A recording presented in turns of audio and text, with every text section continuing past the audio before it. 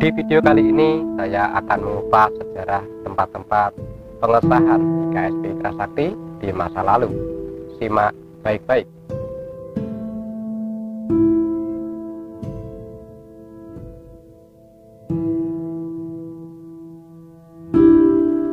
Bismillahirrahmanirrahim. Assalamualaikum warahmatullahi wabarakatuh.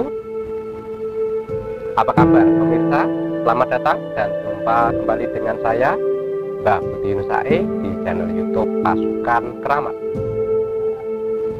Di channel ini saya memberikan berbagai informasi dan edukasi yang tentunya bermanfaat untuk Anda semuanya, supaya kita semua bertambah wawasan dan pengetahuan. Kali ini saya akan memberikan informasi melalui cerita dalam video ini tentang penelusuran saya yang saya lakukan untuk mengungkap pada zaman dahulu perguruan kita itu mengesahkan para anggotanya di mana saja sebelum perguruan IKSPI tercinta memiliki padepokan sendiri. Yuk disimak baik-baik. Pada zaman dahulu kala, ketika masih dianggap perguruan kecil, belum sebesar dan semegah sekarang ini, dalam masa perjuangan guru besar kita almarhum Bapak Raden Totong Kim Darto, perguruan kita belum memiliki tempat berlindung untuk mengayomi para warga dan pendekarnya. Dikala itu masih sulit untuk mengesahkan anggota, sulit dalam mencari lokasi dan perizinan. Juga setiap pengesahan selalu mendapat tantangan dan hadangan dari pihak-pihak yang ingin menggagalkan pengesahan. Bahkan di semua arah jalan yang menuju tempat pengesahan dihadang kelompok-kelompok tersebut. Tapi kami tidak gentar untuk menghadapi mereka. Kami terus maju meski nyawa sebagai taruhan.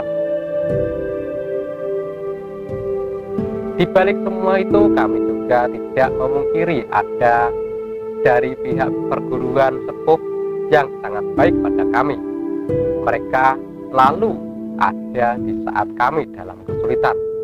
Mereka selalu menolong dan membantu kami. Beribu-ribu terima kasih kami ucapkan pada mereka. Semoga Allah membalas budi baik mereka.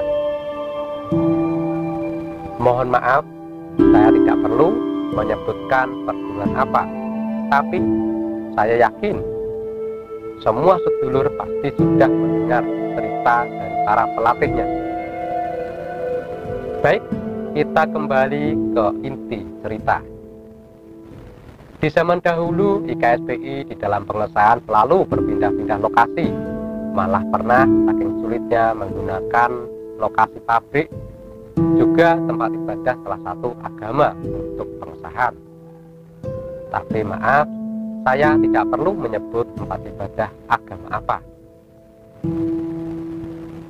Lokasi pertama yang sering digunakan pada masa itu adalah Kodim Madiun atau Batalion Infanteri Para Rider 501 atau Badra Yuda.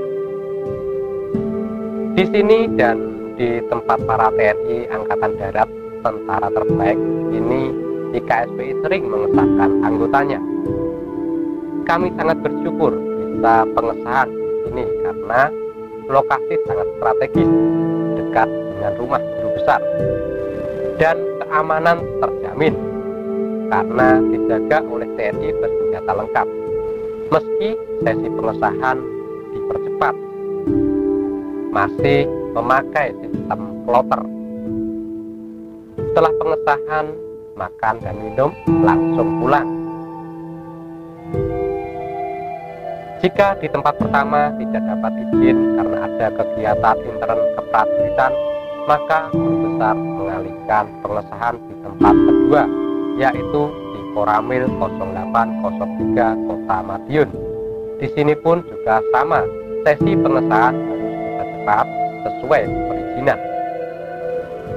Di saat kedua tempat tersebut tidak dapat izin, guru besar kita mau tidak mau menyewa tempat lain yang sekiranya baik dan muat menampung calon warga baru. Menurut cerita, tempat yang pernah dipakai adalah di pabrik gula Madiun, yaitu di pabrik gula Rejo Agung.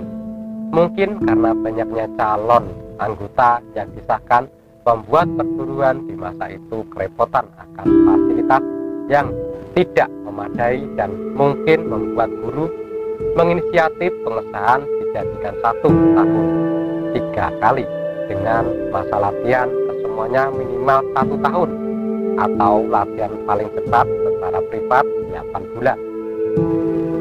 Melihat perkembangan di KSPI yang semakin pesat di kala itu, guru besar pernah bercita-cita ingin memiliki padepokan atau tempat yang bisa menampung calon warga dan pendekar baru. Tapi takdir berkata lain. Sebelum cita-cita beliau dikabulkan, beliau sakit, dan Allah lebih menyayangi beliau, dan guru besar akhirnya meninggal pada tanggal 24 Desember 1997. Innalillahi wa inna ilaihi raji'un. Setelah beliau wafat, perguruan KSPI mulai goncang. Para dewan guru pada berlalu, para pendekar semangatnya sudah tidak berkobar.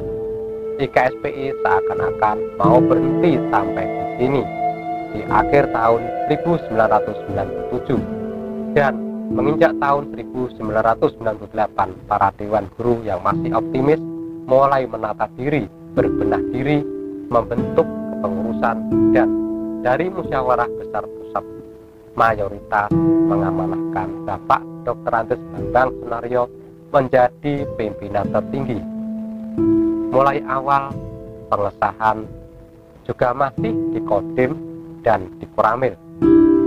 Dengan semangat baru, semua dewan guru yang masih aktif dengan dipimpin Ketua Umum Bapak Dr. Andes Bambang Sunaryo dan seluruh pendekar mulai merintis perguruan ini dari awal lagi. Dengan keyakinan penuh, semangat serta tekad kuat, akhirnya beliau bisa mewujudkan cita-cita guru besar membangun padepokan di Buduran Madiun. Dengan awal berupa pagar dan sekretariat di bagian timur serta pengesahan dengan menyewa tenda, sampai akhirnya padepokan kita bisa menjadi ikon kota Madiun dan menjadi padepokan pencaksilat terbesar yang pernah ada, dengan arsitektur yang unik dibanding perguruan lain. Setelah mewujudkan cita-cita guru besar, apakah cuma sampai di sini keinginan Ketua Umum kita? Ternyata tidak. Beliau beserta pengurus pusat mendirikan bangunan baru yang diberi nama Geraha Wicaksana, yang berarti rumah yang disakralkan, yang memiliki dan mengedepankan kebijaksanaan. Harapan pengurus pusat, semua pengurus memiliki kebijaksanaan, juga termasuk para pendekarnya yang sekarang yang kita lihat disahkan di geraha tersebut. Harapannya semua pendekar KSPI memiliki jiwa kepemimpinan dan kebijaksanaan.